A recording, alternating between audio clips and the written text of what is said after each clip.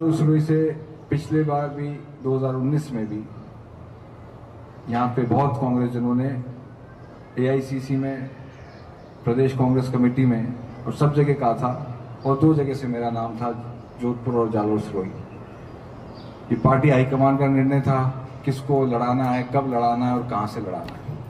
मगर उस वक्त भी आप में से बहुत लोगों ने मेरे प्रति अपना प्यार दिखाया था। उस वक्त भी आप लोग, बहुत लोग जयपुर भी पधारे थे और मेरे लिए आप लोगों ने, मेरे नाम के लिए आप लोगों ने प्रस्ताव दिया था आदरणीय गहलोत साहब को भी। मगर जो संजोग ये है कि मुझे आप लोगों के बीच में अब आना था तो अब आया हूँ। और 2019 में मुझे पार्टी का निर्णय हुआ कि जोधपुर लोकसभा क्षेत्र से लड़ना है, तो आप लोगों का आशीर्वाद बहुत ज़रूरी है इस चुनाव में। जैसा कि मैंने कहा कि आप लोग संगठित होकर मुझे अपना आशीर्वाद दें।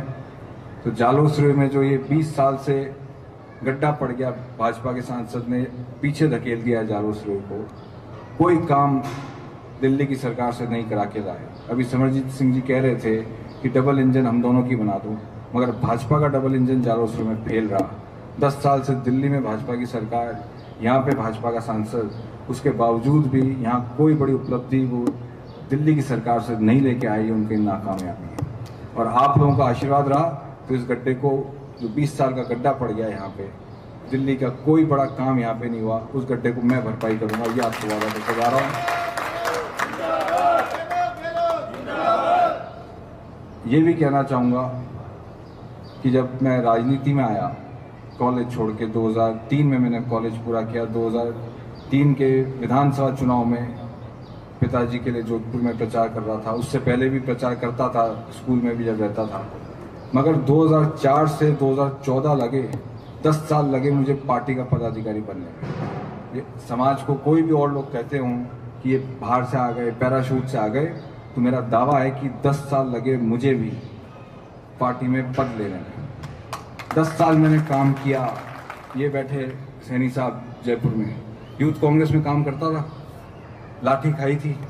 नीरज डांगी जी जो अभी राज्यसभा सांसद हैं, वो प्रदेश के अध्यक्ष हुआ करते थे।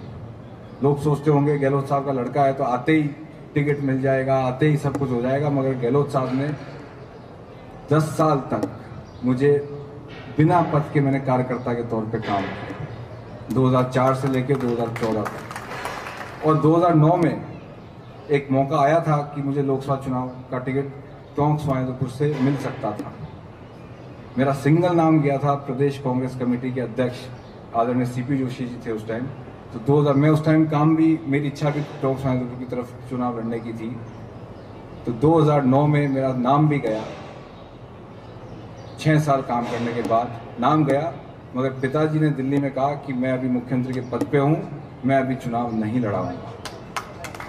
तो मेरा सिंगल नाम जाने के बावजूद भी मुझे टिकट नहीं मिला। तो मैं, टिकट भी जो मुझे मिला है आप सबके आशीर्वाद से, ये कोई कहे कि पैराशूट से आ गए थे, कोई कहे कि सीधा इनको टिकट मिल गया, बड़े घराने के थे राजनीति के, ऐसा नहीं है। सब लोग जो जानते हैं कि पार्टी के सब धरने प्रदर्शन 10 साल तक मैं, जहां पार्टी ने कहा, 2009 में तो मैं झालावाड़ में चुनाव प्रचार करने गया, सीकर, झुंझुनू, ये महेश मोदिया जी बैठे हैं, पूछेंगे, ये यूथ कांग्रेस मेरे साथी हुआ करते थे। जहां जहां पार्टी ने मुझे कहा, 2008 के विधानसभा चुनाव में 23 जगह जाके आया पार्टी के प्रचार के लिए। 2009 के लोकसभा चुनाव में 5 से 6 जगह लोकसभा क्षेत्रों में पार्टी का प्रचार किया, और तब जाके 10 साल बाद मुझे पहली बार पद मिला पार्टी में। और उसके बाद 2014 में हमारी पार्टी में जो हमारे विरोधी हैं, उन्होंने मुझे टिकट नहीं लेने दिया। 2014 में मेरा नाम टोंक स्वायंतपुर, जोधपुर और जालोर सिरोही से चर्चा में था, मगर 2014 में पार्टी में जो विरोधी हैं, उन लोगों ने टिकट नहीं होने दिया मेरा। उसके बाद मुझे 2019 में जाके पहली बार पार्टी का टिकट मिला, और जालोर सिरोही में जो 2024 में जो टिकट मिला है, ये मैं आपको कहना चाहूँगा, पूरे देश की नज़रें हैं आप हमारे समाज के ऊपर।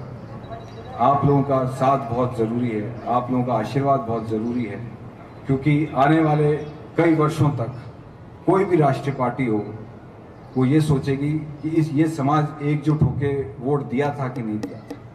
ये सबसे बड़ी बात है। तो मैं यही आप लोगों को कहना चाहूँगा कि आप लोगों का आशीर्वाद बहुत ज़रूरी है, आप लोगों का समर्थन बहुत ज़रूरी है। आप लोगों का आशीर्वाद और समर्थन मिलेगा तो आपका ये पोता, आपका ये बेटा, आपका ये भाई आप लोगों का नाम कभी नीचे नहीं रखेगा, आप लोगों के मान सम्मान में कभी कोई कमी नहीं आने देगा। इन्हीं शब्दों के साथ मेरा कार्यक्रम आगे भी पूरे भीनमाल विधानसभा में आदरणीय सिमरजीत सिंह जी के साथ लगे हुए हैं, तो मैं आपसे इजाज़त चाहूँगा और मुझे पूर्ण विश्वास है कि आप सब लोग अपना आशीर्वाद और समर्थन आने वाले 26 अप्रैल को मुझे देंगे, ताकि आप लोगों के साथ मिलके मैं जालोर सिरोही के विकास को आगे बढ़ाऊं। बहुत बहुत धन्यवाद।